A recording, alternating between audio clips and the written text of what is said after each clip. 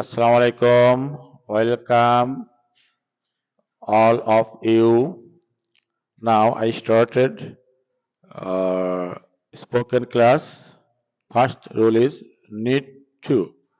অর্থাৎ আমার ভাত রান্না করা প্রয়োজন, কাজ করা প্রয়োজন, চিকিৎসা নেওয়া প্রয়োজন, এই জাতীয় হলে আমরা নিড টু ইউজ করব।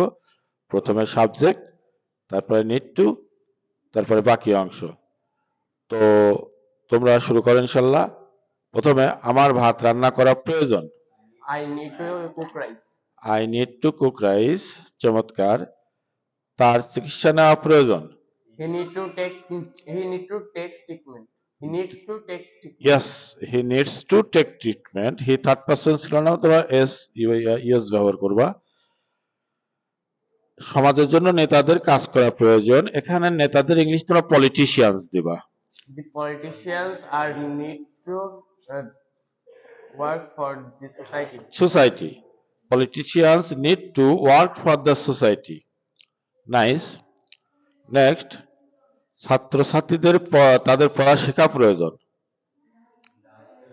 Students The student needs to learn their learn their lesson. Lesson.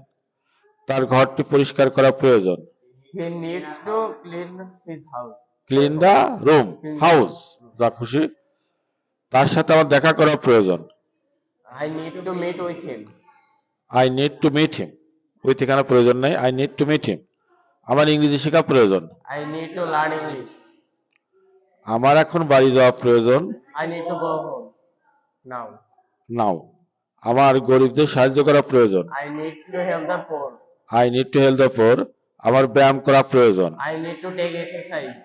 I need to take exercise. তোমরা সুন্দর করে উত্তর দিয়েছো। তো সবাইকে স্মার্টলি অ্যান্সার করার জন্য ধন্যবাদ। আসসালামু আলাইকুম। ভিডিওর প্রথমে এসে ওরা আশা দিয়ে গেছে স্যার।